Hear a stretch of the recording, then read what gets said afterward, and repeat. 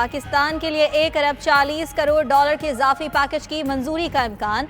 IMF का executive board आज पाकिस्तान के लिए कर्ज की तीसरी किस्त की मंजूरी देगा। पाकिस्तान के लिए मजमूई प्रोग्राम 6 अरब डॉलर से बढ़कर 7 अरब 40 करोड़ डॉलर का हो जाएगा। उधर वजीर आजम इमरान खान से मुशीर खजाना हफीज शेख की मुलाकात, IMF पैकेज बारे आगाह किया।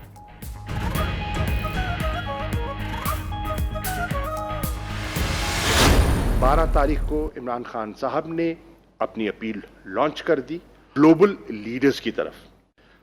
हमने खतूत अरसाल कर दिए। ये इस्तदा की पूरी ग्लोबल इकॉनमी इससे मुतासिर हो चुकी है। कारोबार बंद हैं और जॉबलेसनेस हो रही है, न सिर्फ पाकिस्तान में, अमेरिका जैसे मुल्क में। पाकिस्तान समेत दुनिया भर में तेजी से मुआशी नुकसानात बढ़ रहे हैं। वज़ीर आज़म ने 12 अप्रैल को आलमी रहनुमाओं को खतूत लिखे। वज़ीर खारजा शाह महमूद कुरैशी की न्यूज़ कॉन्फ्रेंस। मजीद कहा, दुनिया में आमदन गिर रही है, अखराजात बढ़ रहे हैं, कर्जों में रिलीफ से तरक्की याफ्ता ममालिक को भी फायदा होगा। सेक्रेटरी जनरल अक़वाम मुत्तहिदा ने इमरान खान के मुतालबे को सराहा।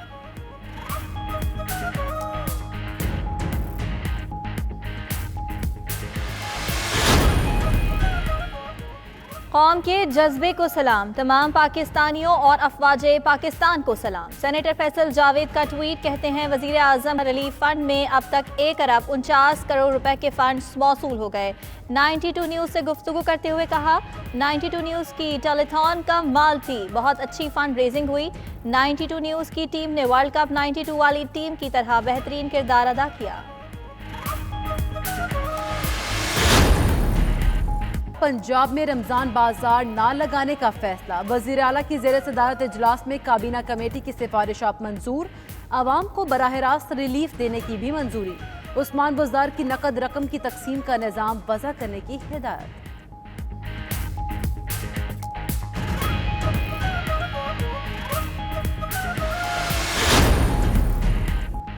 विफाकी हुकूमत का रमज़ानुल मुबारक में आवाम के लिए 2.5 अरब का रिलीफ पैकेज। यूटिलिटी स्टोर्स पर अशिया के लिए रेट मुकर्रर, 19 अशिया पर सब्सिडी दी जाएगी। दालें, चावल, खजूरें, सुर्ख और काली मिर्च, हल्दी, चाय की पत्ती समेत दीगर अशिया की कीमतों में कमी। नए रेट्स का इतलाक कल से होगा।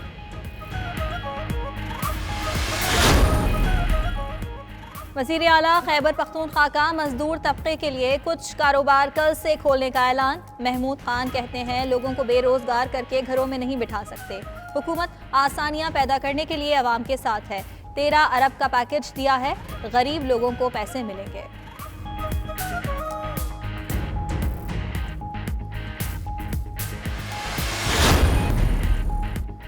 सिंध में जो भी आना चाहता है वो यहाँ के कवानीन को अपनाए। मुराद अली शाह कहते हैं, समाजी दूरी बहुत ज़रूरी है। इस वक्त अपने लोगों की सेहत और ज़िंदगी का सोच रहा हूँ। कोई तनकीद करे तो करे। कमर जमान कायरा बोले, पॉइंट स्कोरिंग नहीं करना चाहते। वज़ीर आज़म सिंध हुकूमत के पीछे पड़े हैं।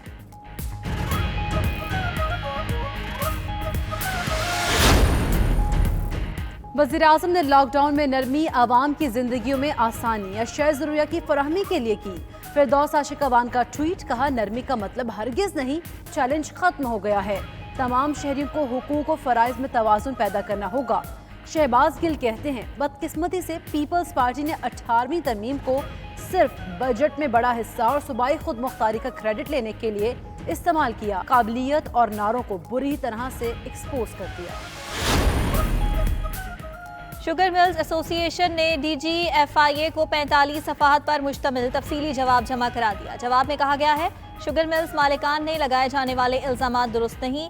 FIA ने तहकीकात में हमारा मौक़िफ़ शामिल नहीं किया। FIA से इंसाफ ना मिला तो अदालत से रुजू करेंगे।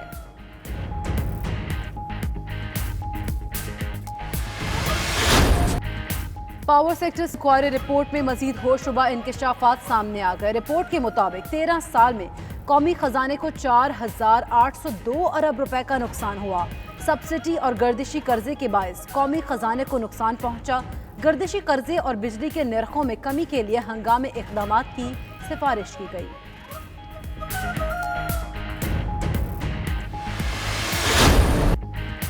शहबाज शरीफ नैब के रडार पर। कल तलबी नैब लाहौर ने ऑपोजिशन लीडर से विरासत में मिलने वाली जायदाद की तफसीलात तलब कर ली। बैरून मुल्क असासे और बैंक अकाउंट्स की तफसीलात भी मांग ली। फैमिली को दिए जाने वाले और मौसूल होने वाले तहाइफ बारे भी आगाह करने का कहा गया है।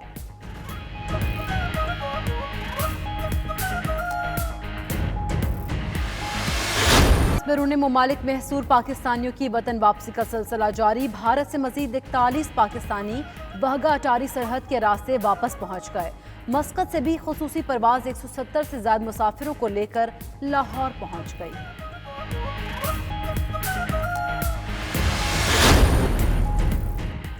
और फार्मूला 1 गाड़ियां बनाने वाले इंजीनियर्स और तिब्बी माहिरीन का बड़ा कारनामा। वेंटिलेटर्स के बगैर मसनूई सांस फराहम करने के लिए खुसूसी आला तैयार कर लिया।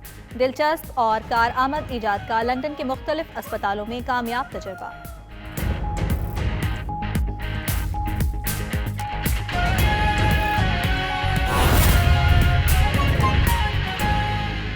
कर रही है और ये ज़्यादा ज़रूरी इसलिए भी हो गया है कि मैंने पिछले कुछ दिनों के अंदर सुना है ज़िम्मेदार सियासी लीडर्स जो हैं उन्होंने भी कुछ ऐसी बातें की हैं कि कोई कोऑर्डिनेशन नहीं है।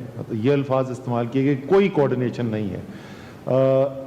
तो मैं आपको ज़रा सी तफसील में बताना चाहता हूँ कि कोऑर्डिनेशन कैसे की जा रही है और जितने भी लोग पाकिस्तान में इमरजेंसी सिचुएशन के अंदर काम करते रहे हैं उन सब की मुश्तरका राय ये है कि आज तक पाकिस्तान की तारीख में कभी भी किसी इमरजेंसी हालात के अंदर इतनी ऑर्गेनाइज तरीके से, इतनी मुनज़्ज़म तरीके से आपस में कोऑर्डिनेशन नहीं की गई जितनी आज की जा रही है। वफाक, तमाम सूबे, आज़ाद जम्मू एंड कश्मीर, गिलगित बल्तिस्तान, सबके दरमियान नेशनल कोऑर्डिनेशन कमेटी इस निज़ाम के ऊपर जो सबसे बड़ा फोरम है वो है। वज़ीर आज़म चेयर करते हैं। तमाम सूबाई वज़ीर आला और आज़ाद कश्मीर के वज़ीर आज़म जो हैं वो उसके अंदर शिरकत करते हैं और उसके अलावा कुछ वफाकी वज़रा भी होते हैं। मेरी गिनती के मुताबिक आज NCC का 9वां इजलास था, यानी कि जब से ये फोरम बना है तो पिछले 1 माह के अंदर लगभग 9 दफ़ा इसकी मुलाकात हो चुकी है। तो आप सोच सकते हैं कि ये कोई हफ्ते में कोई तकरीबन औसतन 2 दफ़ा मुलाकात होती है।